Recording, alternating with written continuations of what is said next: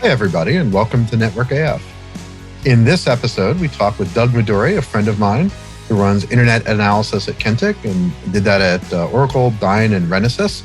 He talks about how he got into technology, his early career in the Air Force, both in technology and leadership, how he got into studying the internet. And we talk a lot about building relationships with press, some of the stories that he's covered, what went well, what got more coverage than he thought, what got less, and generally tips on building relationships, having a great professional career, and working with the press overall.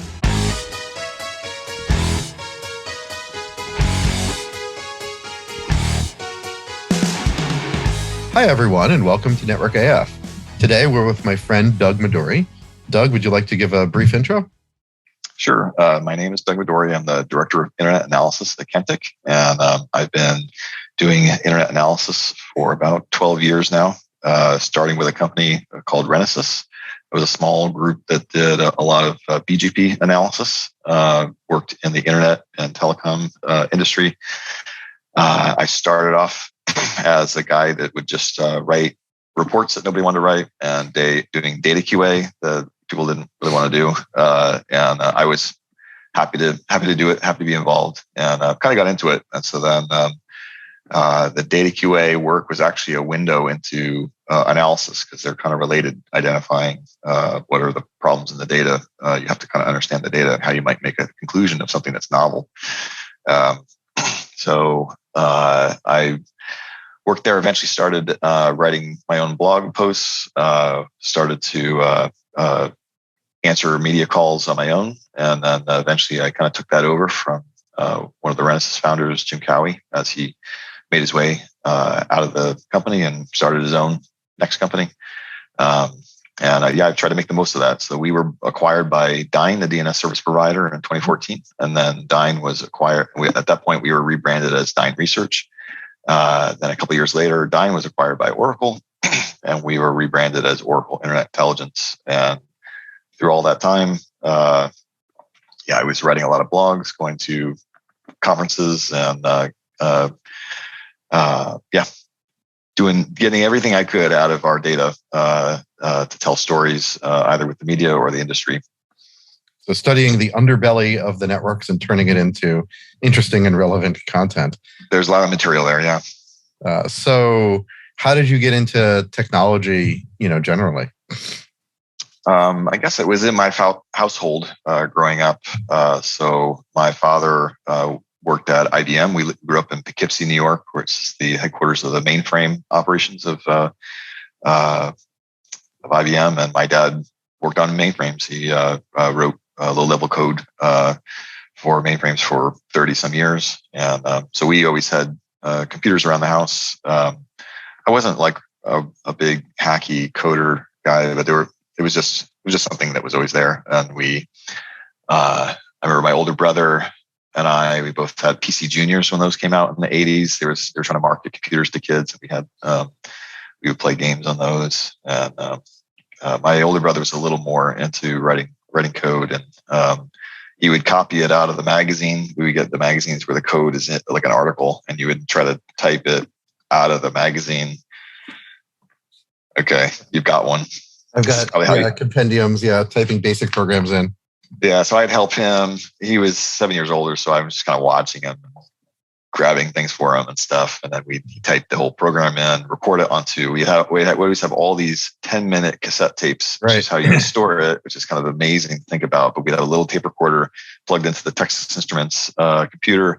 He'd type all this in, record it onto a 10-minute cassette tape. Then that would be our long-term storage if we want to play that back again. Technology's come a long way. And then let's see. Yeah, later on, I decided I'd follow my father.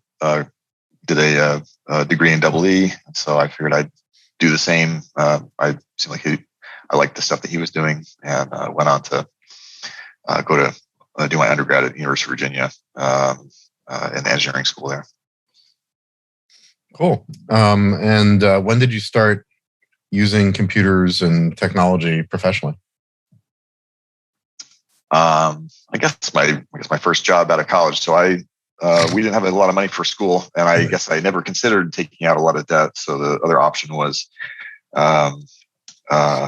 I applied for and got a ROTC scholarship from the Air Force, and was lucky enough to get a full ride. At that time, you could get a scholarship that whatever the bill came to, they'd pay. If you got the best one, they've kind of capped that, given that university prices have gotten so expensive. But anyway, so it was all expenses paid, and then I needed to go in the Air Force after that. So, but that. My Air Force time was a really good formative experience. So after graduation, then I went to San Antonio, Texas. Was my first duty assignment at the Information Warfare Center, and I was in among the team of guys, gals running the IT infrastructure for the intelligence operation. And I started off as a network engineer. I needed to learn Cisco gear, and they were a well-funded organization, so we would go to classes and start our way through the Cisco certification. And I still really like that whole curriculum, the CCNA, all the certification. So I went through that and for about a year, and then nobody wanted to do Unix administration in our group. Everybody thought it was they didn't understand it. They didn't want to have anything to do with it. And I was like, really? Because Windows background people. Yeah, and I was like, really? Because I prefer to be there. And they're like, really? And I was like, well, do you want to be in charge of it? And I was like, yes. So that was everybody was happy, and so I became the head of Solaris administration for the Information Warfare Center. And in undergrad, everything was Unix based coding and all the CS stuff. So that was very familiar territory. Anyway, so it was a very technical job, a good one as a first position in the Air Force. And I did a good job there, and I got rewarded with a command position, which was completely different, and was a difficult transition to be in charge of 55 airmen in a tactical unit that's has to be able to deploy on a moment's notice, and just completely different skill set. But, made it work though. That's cool. So, like me, you like the system and distributed system side of the house and the networking. But what made you choose for the dark side of networking versus staying in or getting into the more sysadmin? Now we say SRE and generally distributed system side.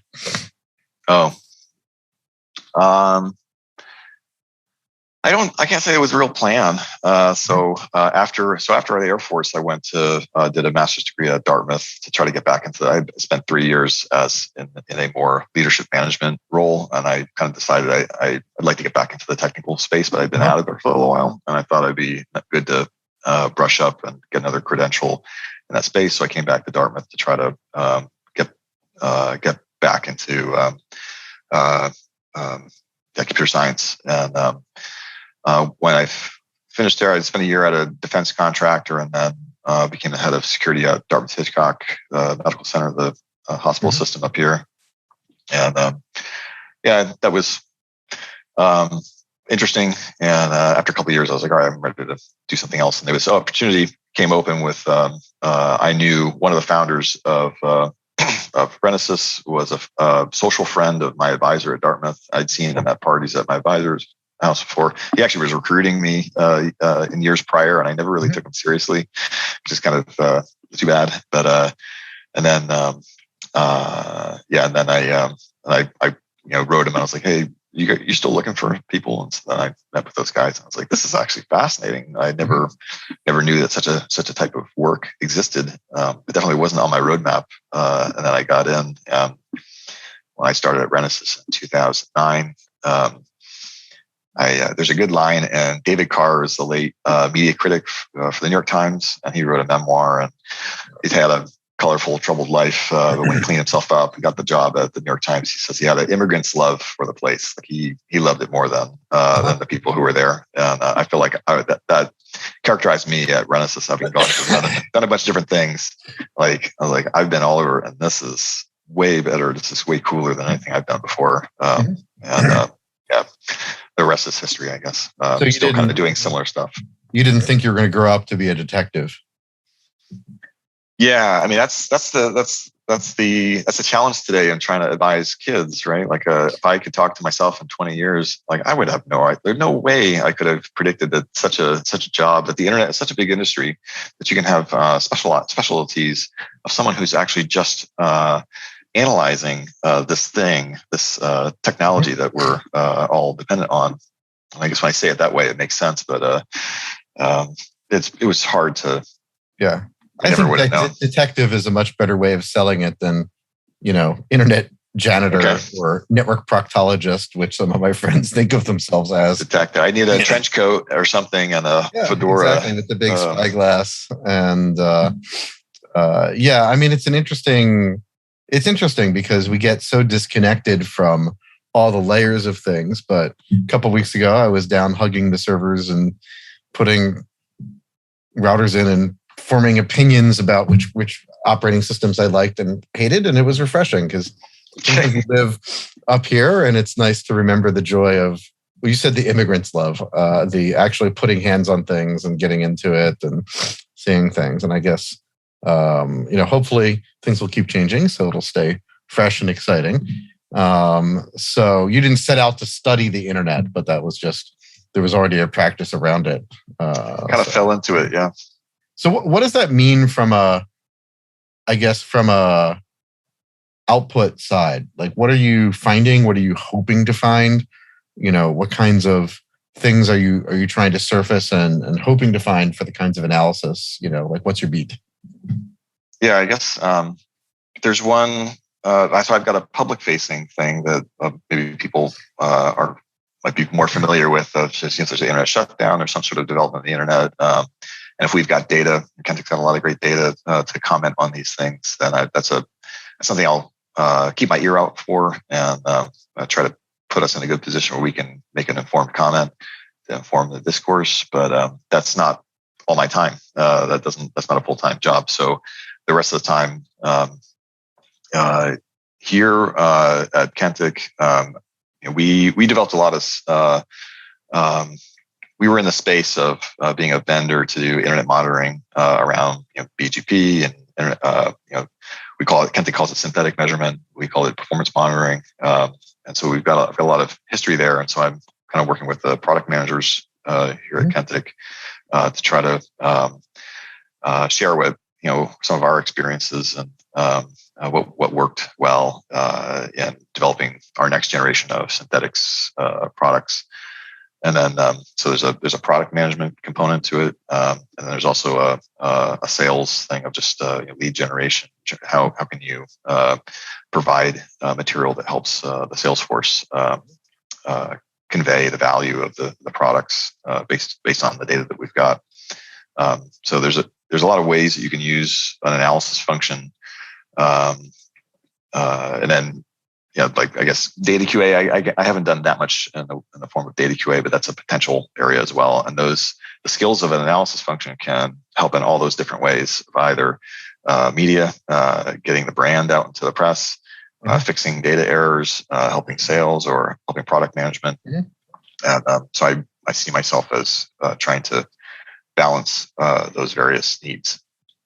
On the public-facing side, are people interested in sort of the technology underneath, the the impact about things being down, the sort of the policy towards the right side, as you talk to, well, I guess the reporters that are the proxy for what people should be interested in, where are you seeing the interest in terms of what's going on with the internet, the digital infrastructure, the applications that connect us all?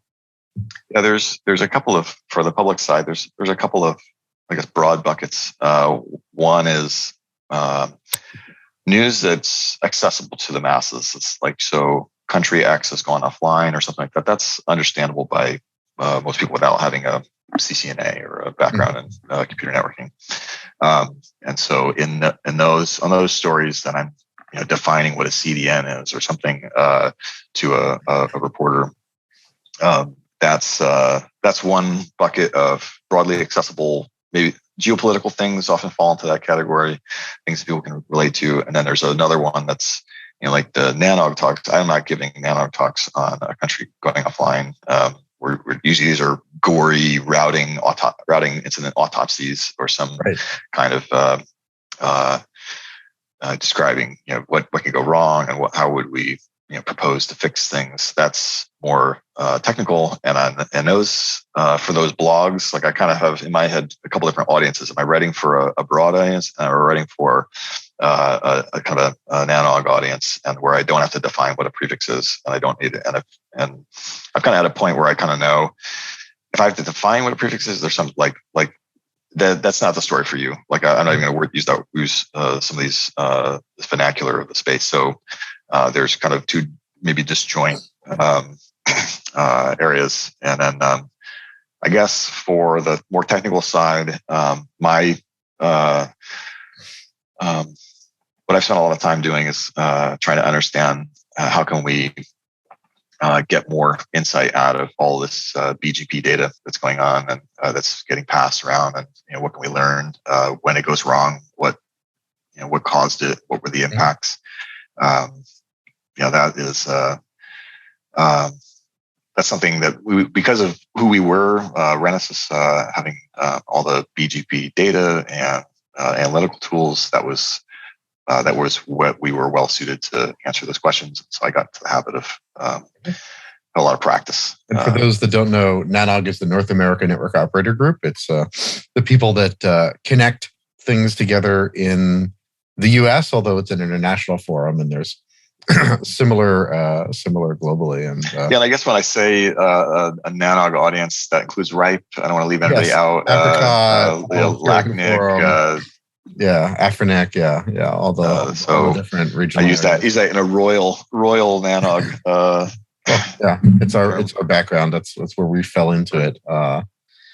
No, it's interesting because often people come through and are like, "It's time for a new protocol." BGP is. It's like, well, do we understand really all the activity in the BGP thing before we go design, a new one?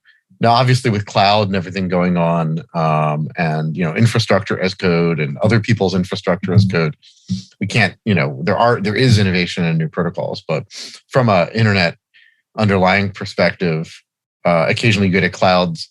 Big companies say, "Oh, we don't run BGP. We have our own protocols." It's like, I assure you, you do run BGP. to the internet, you do run BGP,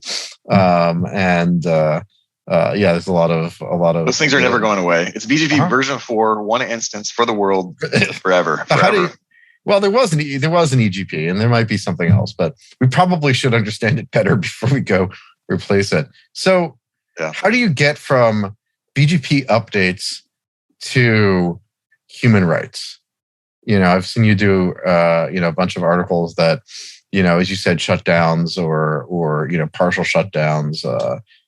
How do you go from I'm watching BGP updates and making a conclusion about how people are behaving and oppressing folks?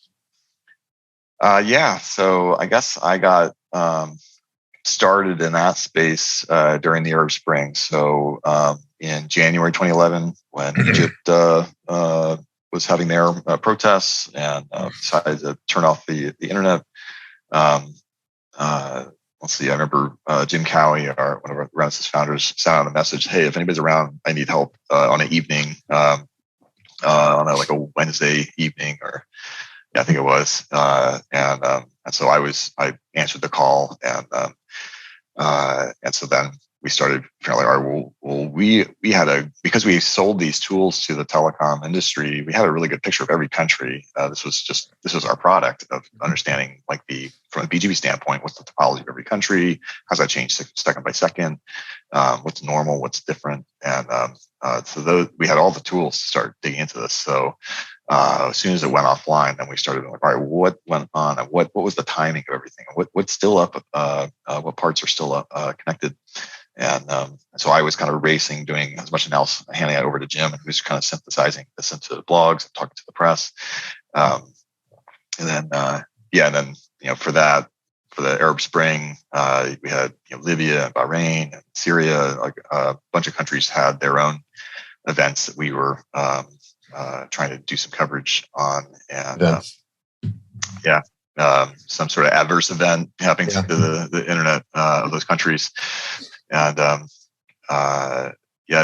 was a high water mark as far as like media attention for Renesas, and clearly we were filling a need that that was not out there of people who could analyze this, and so people knew the internet was down. This was getting reported, but at some level, that there was a desire for a more technical analysis of exactly what was taking place, and so that we kind of evolved to kind of fill that role of being.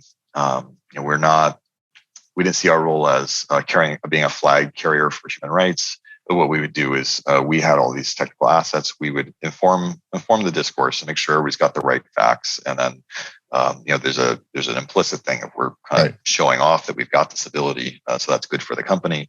But we can our contribution will be just objective technical analysis that make sure everybody gets the story right. Because so then I feel like I've been kind of doing that ever since. And then by the end of that, I remember I'd spotted.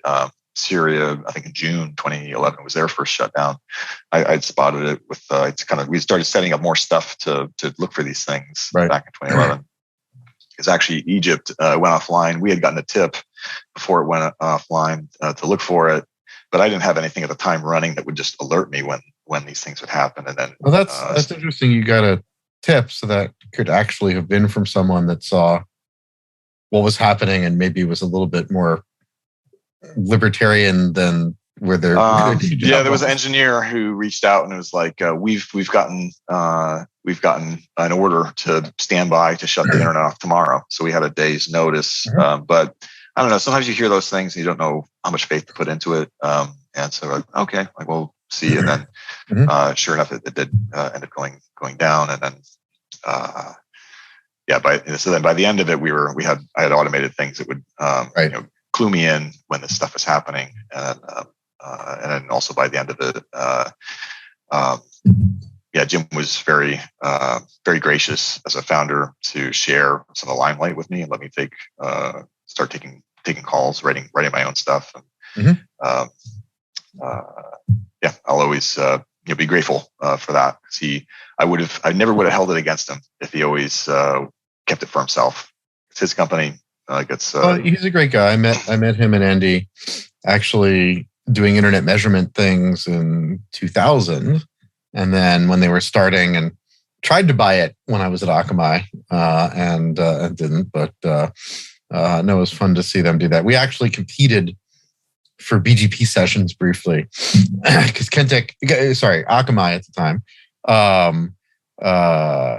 we needed BGP for figuring out where we were allowed to send traffic to our ISP partners, but we also did analytics and went and asked people for BGP sessions. So we had about a couple of years of asking ISPs and figuring out who could give better. And then Renesas started giving people analytics on it, which was not a business that Akamai was in, although I wanted to be. It was not something that we decided to focus on.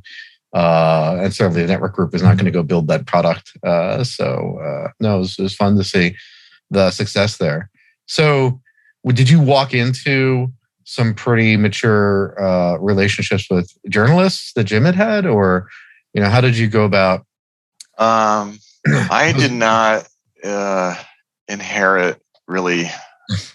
I mean, so once we kind of got going into 2011, then I started to write my own stuff because I had been a little bit of an understudy for him. So he would travel around. He liked to go to obscure places and give presentations. So he could do his own analysis too. I don't want to take anything away from him, but occasionally I'd have stuff and I could help him, or I'd augment. So I was ghostwriting a little bit, but eventually I had enough. I could start doing this on my own, and then it was helpful to have two people that would write these things and present at conferences. But the media stuff, I think, once I started to get into a rhythm of like how to look for a story that's newsworthy, I think I started to just develop it on my own. I mean, there may have been a few that I think I got handed over to me that were previously talking to Jim. So what was most helpful in building those relationships? Because a lot of companies go down the path of hiring PR agencies and doing pitches, and but yeah, the rent. So this is Renaissance is like a 30-person company. So this is a small, probably too small to have a full-time PR person, but it needed PR. And so this was our solution to it, since we had all this data and tools.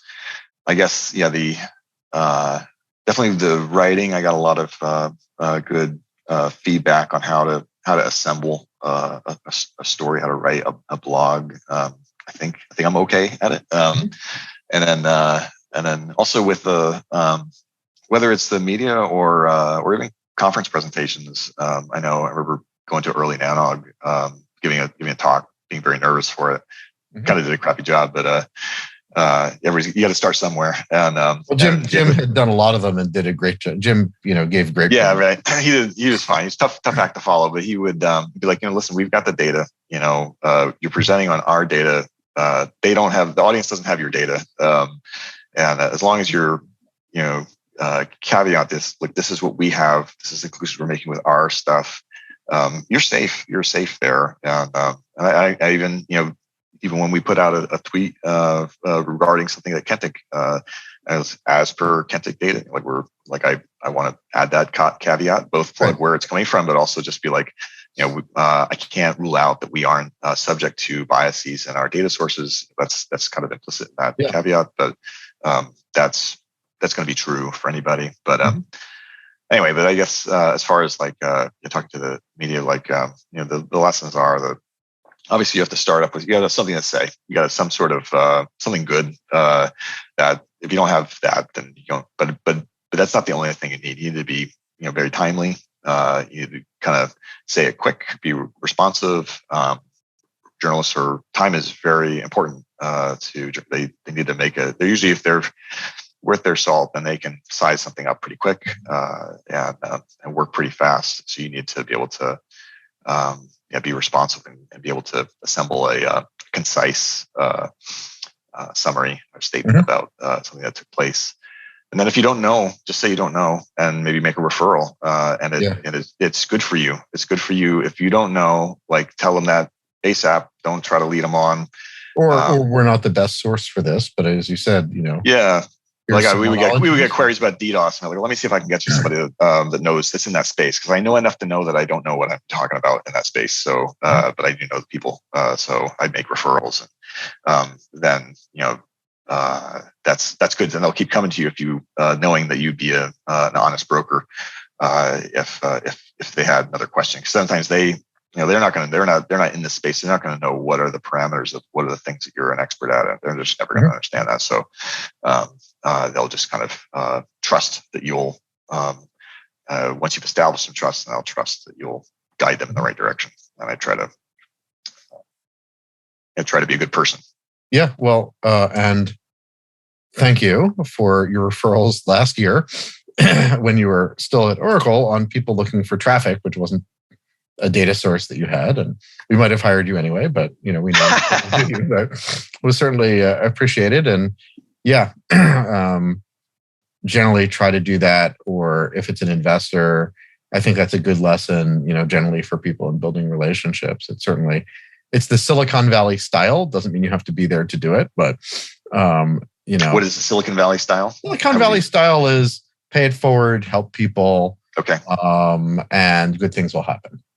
In the 90s, I was just really frustrated with how crappy the documentation about routing, and specifically internet routing, was. So I did all those tutorials and helped people. Okay. And still, people are like, oh, I read that tutorial and that was super helpful. And, now there's a whole industry of content marketing that people do, which is doing good for evil purposes, which I think is probably still okay.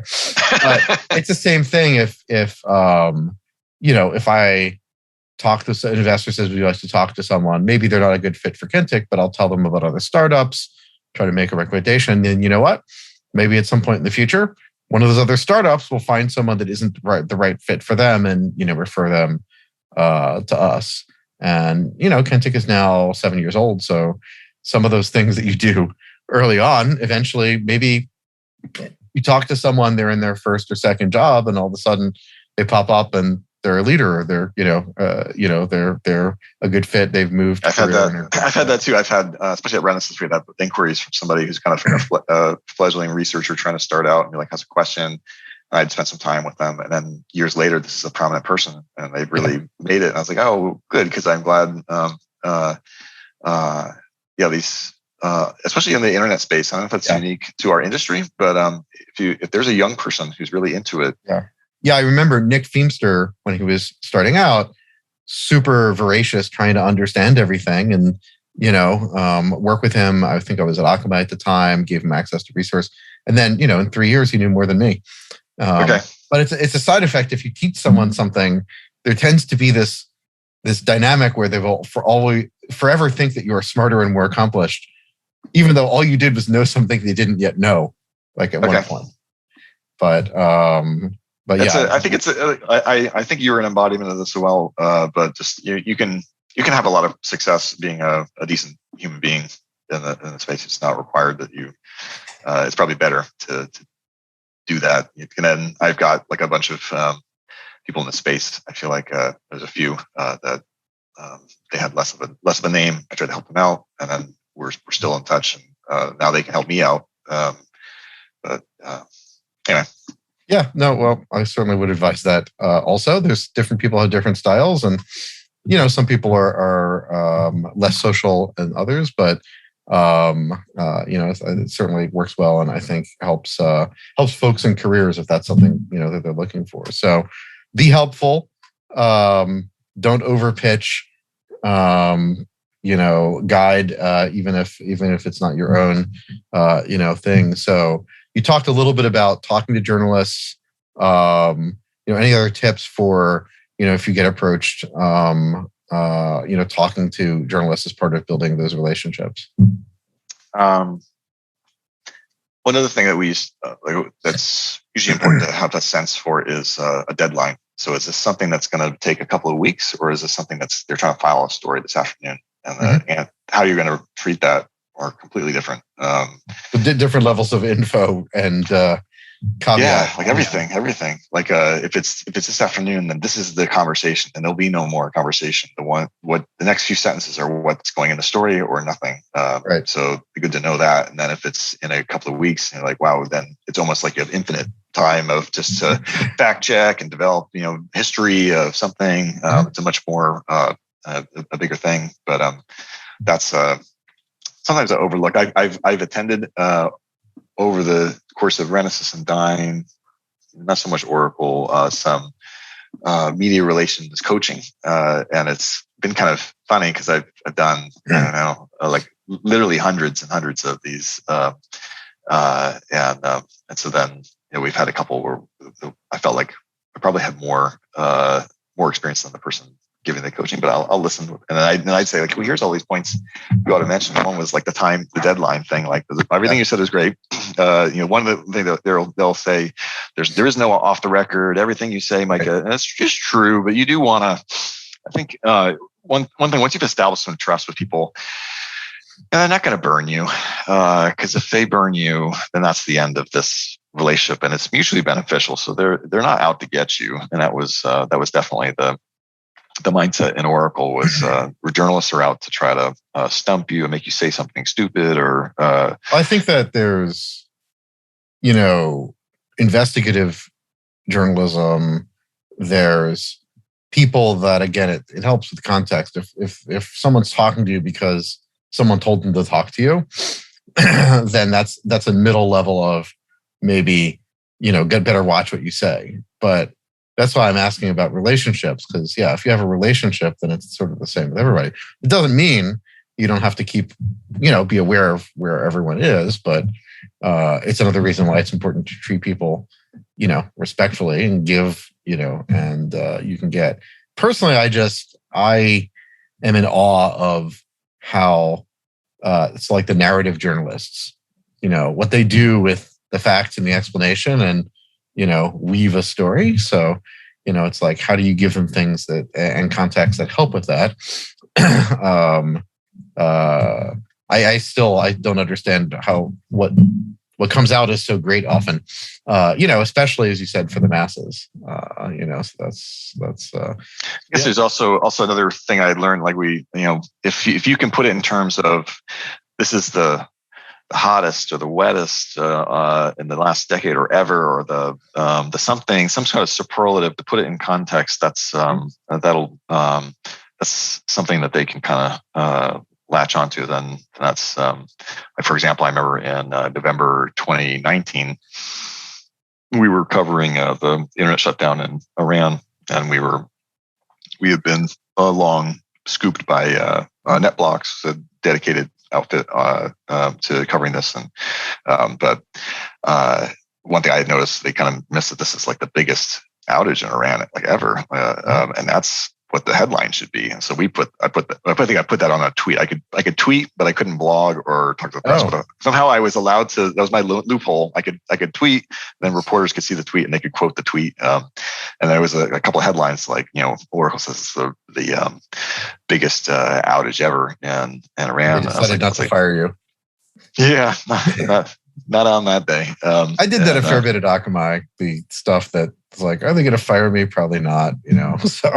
When you pitch or you work on these stories with journalists, do you have any things you spent a lot of time on and thought were really important that didn't get much reception, or really in the reverse, things that you didn't think were a big deal that wound up blowing up? Any what's been most surprising? Yeah, definitely the on the case of one that I didn't expect to be big, ended up being the biggest thing I've ever done, was the North Korean outage in December 14. And so to set the stage, this was Sony Pictures was putting together this movie, The Interview, of a comedic, assassination attempt against the North Korean leader. I still haven't seen the movie. And the North Koreans were upset about this. They hacked Sony, and all this, secrets came out of Sony that were there's all these bombshells that came out, and it was a big news story. And then President Obama at the time, made some speech saying, "At a time of our choosing, we're going to get back at in so many words, and we're have some sort of response." Around that time, I had been working with a researcher named Martin Williams, who is the author of North Korea Tech Blog, and he was a reporter at IDG for a long time. And he is probably one of the foremost experts on open source tech information about North Korea. So he and I would often trade notes and collaborate on stuff. And so we were already kind of having a conversation. Like, is there any kind of another way to look at, this tiny little internet of North Korea? I had some theories I wanted to run down with him. And while we were having this conversation, then I'm starting to get little alerts, those alerts that I set up after Egypt in Arab Spring. So 3.5 years or more, almost 4 years earlier, were pinging me saying, North Korea is very, the routes are unstable. So BGP is a report by exception protocol. If everything's fine, nothing's changing, there's no messages like this, the way it should work. If the routes could stay up, but if you're receiving a lot of messages, it's not always, but it can be an indication there's some sort of problem, because otherwise there should be no, if you get a flood of messages on a prefix, something's going on. It's having some sort of issue. So we were getting alerts that the routes were unstable. They were up, but they were unstable in North Korea. And so then we were tagging. I was like, I wonder what's going on there. I was like, I don't know. We'll check it out in the morning. And then in the morning, I come into work and the 4 routes are down. And I sent something over to Martin again. And I was like, hey, it looks like North Korea is down. And I was like, I made some comment like I wouldn't be surprised if they're under some sort of attack or something. And then I sent that off, and he's like, "You mind if I publish that?" And I was like, "Go for it." And so then I went into a meeting for like 2 hours, and then I came out, and Martin had published a story, and it was huge. It was huge, and my phone was just blowing up, and my email inbox was filling up. basically North Korea had been down, and that was I think I answered Nicole Perlroth from the New York Times, and I tried to, in my mind, try to triage based on my knowledge of the hierarchy of the media landscape. So if it's TV news, that's like if it's national TV news, that's probably number one. NPR is up there pretty high. Top shelf newspapers, New York Times, Wall Street Journal, and interesting. Broadcast over print. Well, you think about it, like they only got seconds to, like every second is very costly to put something on the air. This is Doug's philosophy. I don't know. This is but right. So if I ended up being on like NBC Evening News, and so that's a 30-minute broadcast. Every second is super valuable. Whereas New York Times can always make another story, and there's endless internet space for in the print paper. Maybe they've got some bounds to it, but then they're just relying on reputation and stuff. But once you get to some sort of analog media, it's hard to break in there. And anyway, so then I was just getting inundated, and that ended up being essentially for that day, for that news cycle, the 24-hour news cycle for the world, that was the biggest story. It seemed like Obama made this kind of implicit threat against North Korea, and then their internet went down, and we were the main technical source that everyone was citing and wanted to ask the same questions. And that one, from a technical standpoint, we're talking about 4/24s were withdrawn. Is essentially this is what took place. I mean, there was 9 hours of it kind of flapping, and then eventually just went offline. And that it's not super deep from a technical standpoint of what took place, so it wasn't super interesting to me. But the timing was right. That it wasn't a huge investigatory challenge, and not really. 4/24s is like the average in the days when people had offices and leased lines and such, which some still do. That's like a small law firm's worth of address space. I guess I bet our company, anybody in this audience, the company you work for definitely has more than this an address space, I'm sure, and it's 1,000 addresses. Anyways, it's kind of nutty how tiny their thing is, but so then that night, I was getting, I ended up being NBC News. They had recorded an interview for the CBS Morning the following day, and I was on NPR, All Things Considered, and that was the biggest media thing I ever did. It just goes to show that it's just a little bit timing, and you're not in complete control, and it's hard to know what gets legs sometimes.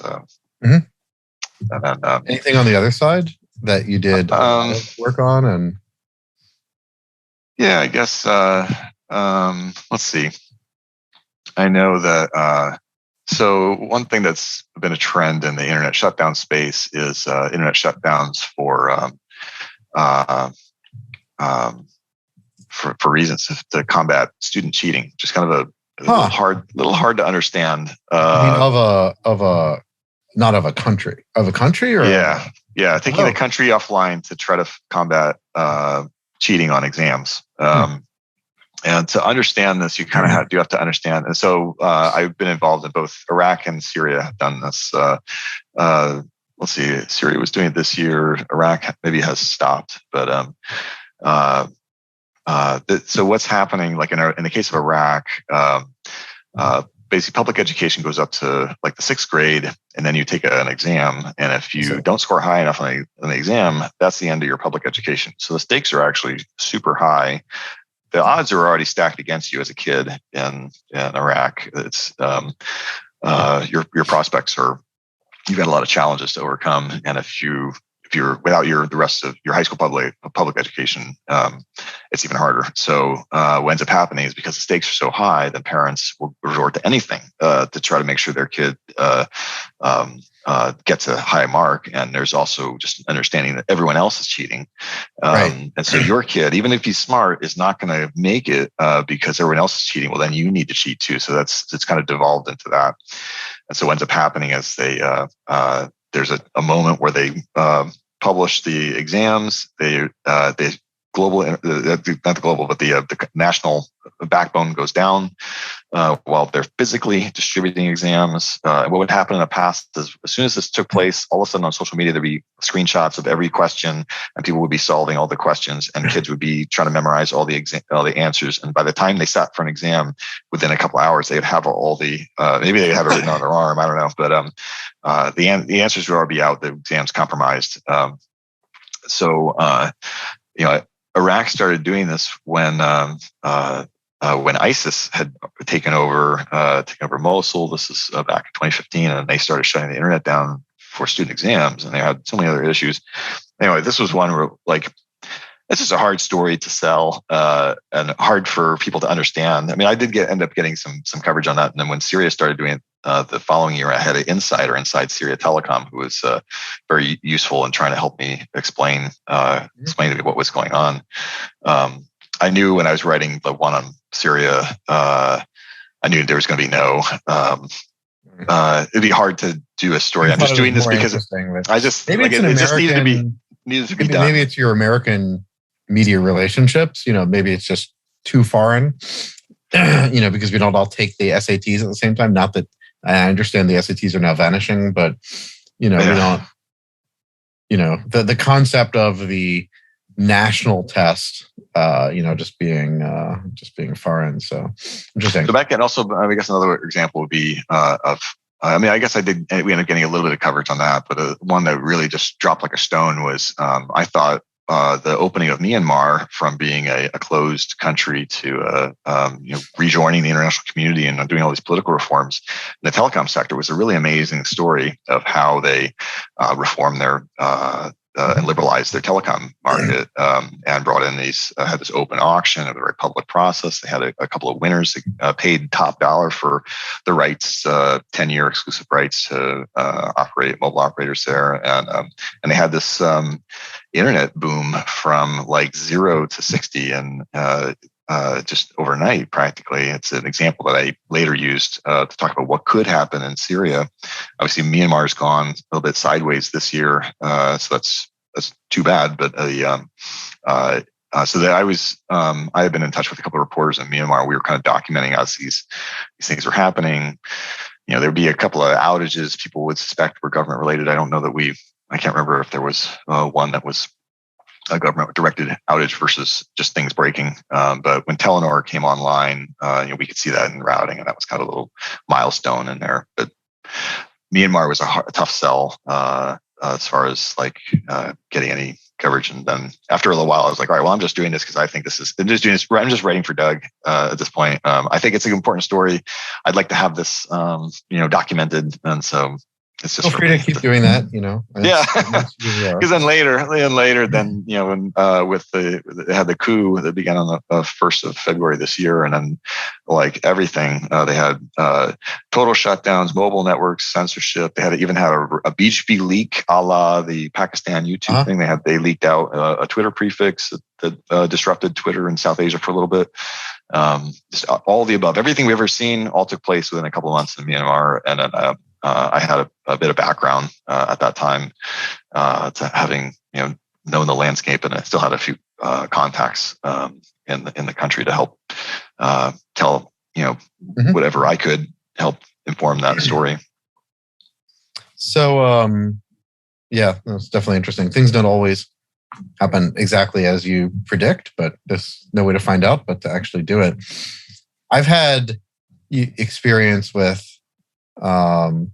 pretty cool experiences with different, as I mentioned, sort of people, narrative journalists, people that are trying to tell a story.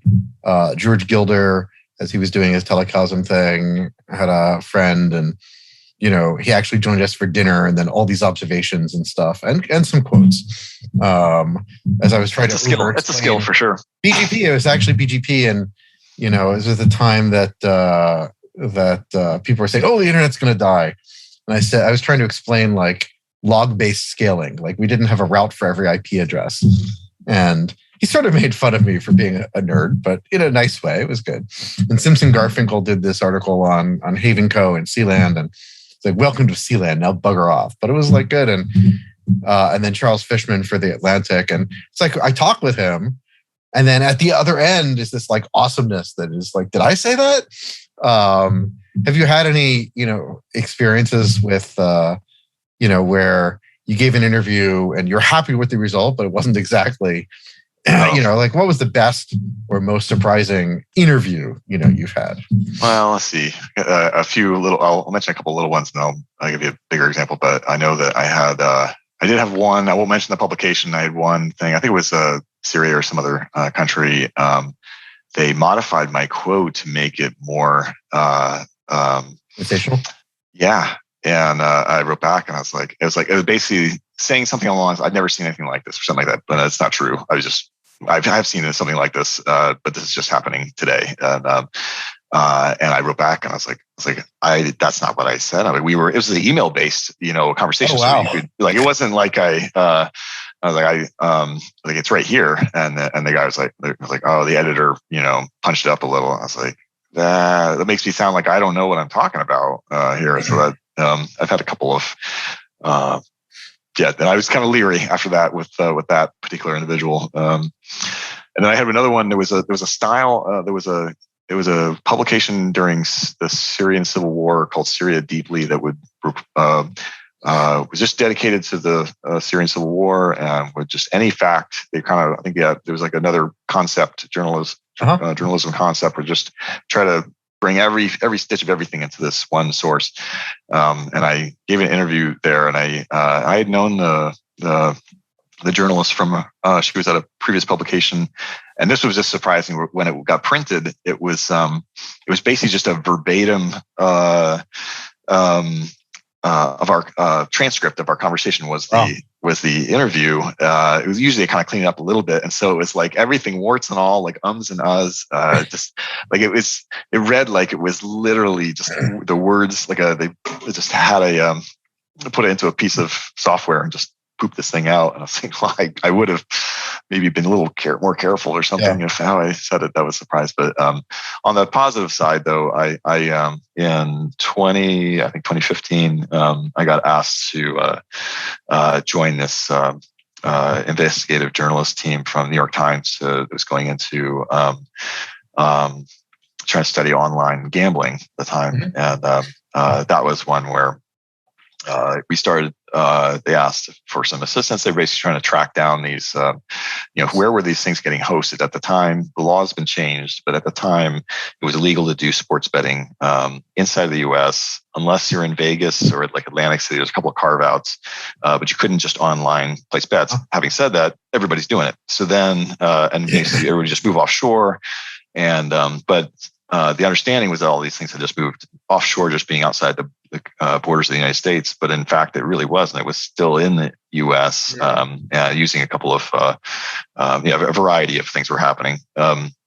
And so I was basically tracing, out like where are these websites served up from, and trying to explain how the internet works. And they actually had me down to Manhattan to the New York Times building and had a conference room. It was definitely a life highlight. Were there whiteboards and stuff? So I had a whiteboard and an afternoon and a conference room in the New York Times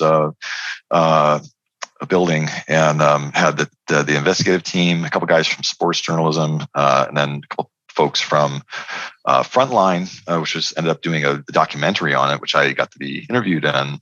Anyway, in the end, it was like amazing. Like I'm a huge fan of the Frontline, and it usually deals with like really, really grave, important things like that. I think the episode before me was like about infiltrating ISIS, and the next thing was like something about. They're all like really big, the biggest issues, and then there's like, online gambling was in there too. But that was a highlight. So I'm drawing on the dryer's board. Like why would I know anything here? How do we know? How does BGP work, and how would I know what's going to happen? How does DNS work, and how would I know? And could I be wrong? Like what we kind of went through all that. Like I want to just kind of suss all that stuff out. And after I left, one of the guys on the team was like, the guy in the back was, and I was like, no, I didn't catch his name. And he's an older guy in the back of it. I was like, no, I don't know. He's like, that's Lowell Bergman. And so you know who that is? And I was like, no, I don't. And he said, well, he's the executive producer of PBS Frontline, but he also in the movie The Insider. This is the guy who produced that story, and he's a legend in the business. And I was like, man, we got to sit through the explanation of BGP and DNS for a while, but that was pretty neat. Anyway, yes, and then it being a documentary, so it was a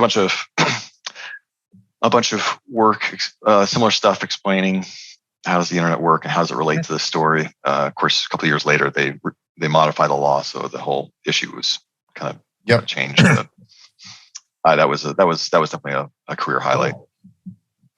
It sounds awesome.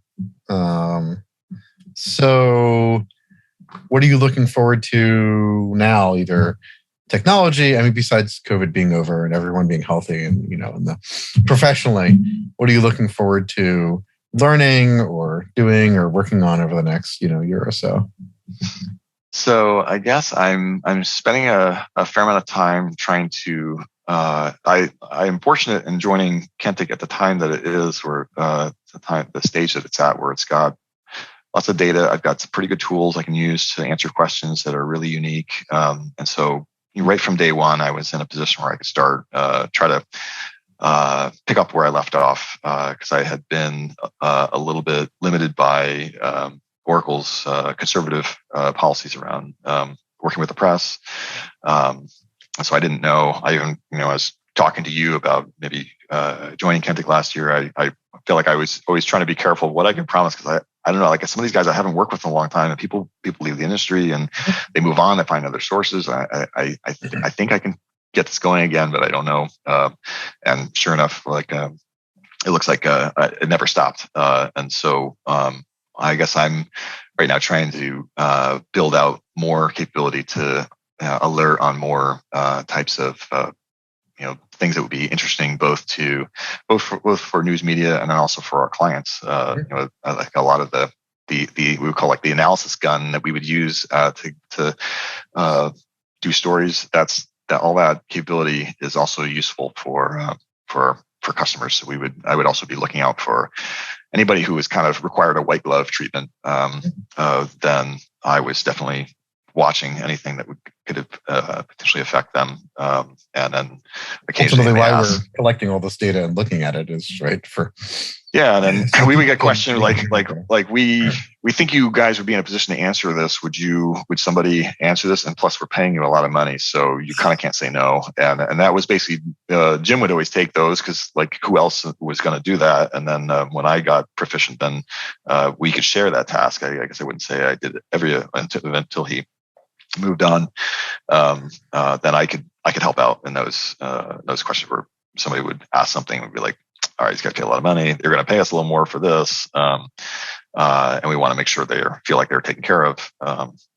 I'll do it. I'll put together some analysis on this. So there's probably the majority of my work, of day-to-day work, has never seen the light of day, because it's more direct for our paying customers. But that's the way it works. So I guess I'm always continuing to try to build out more ability to analyze stuff. I think right now, like I'm able to get a lot out of all the net flow that we've got, which is a really unique, something I've never had before. We always had BGP and traceroute as data sources, and those can describe potential paths.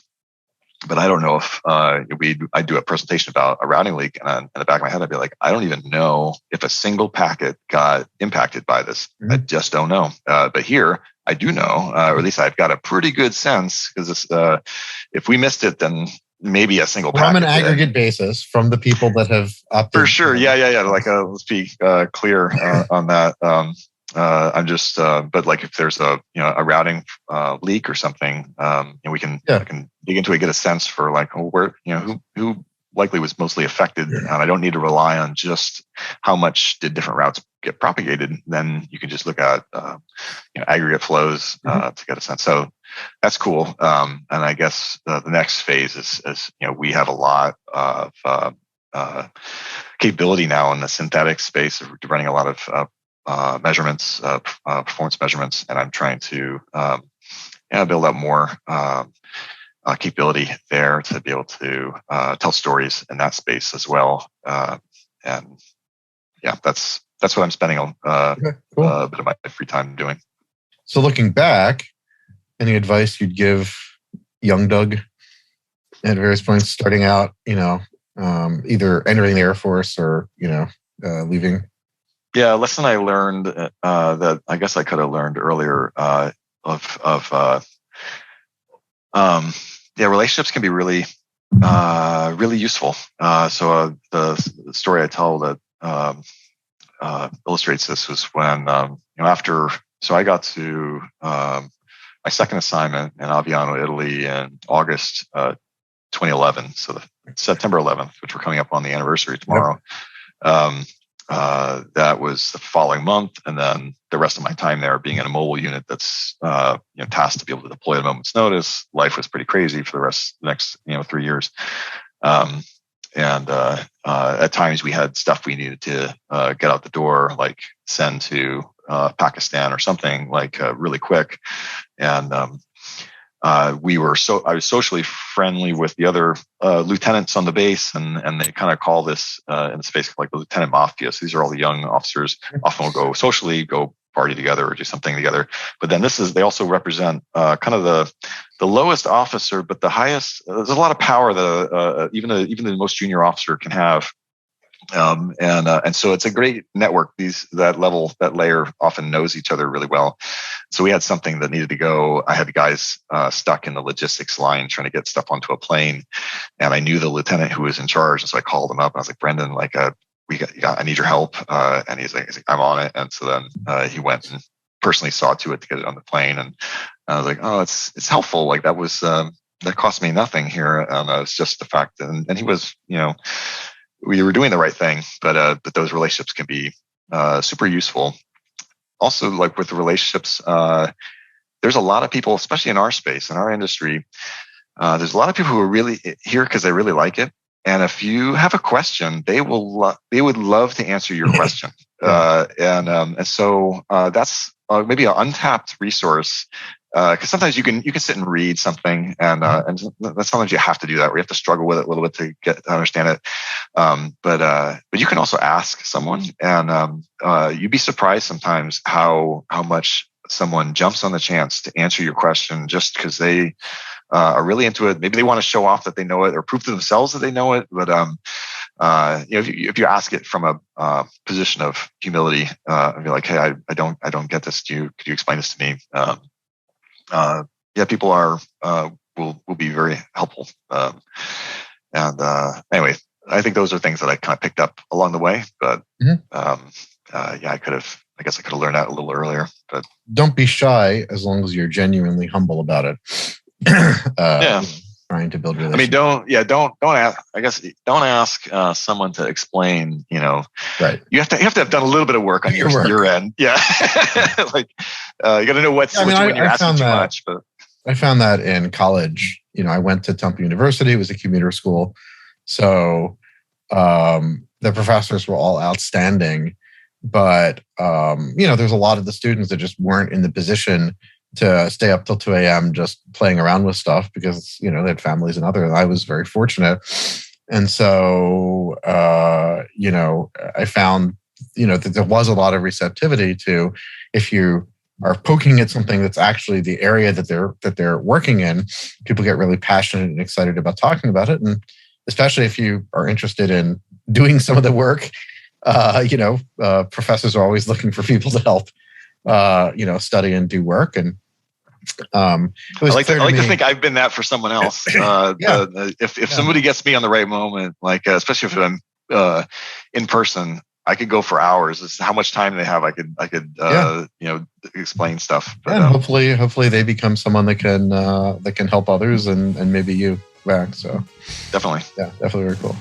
Well, thanks, Doug, for being on, and maybe we'll have you on again to talk about evolution over the next few years as things are going. And that'd be great. All right, thanks a lot, Avi.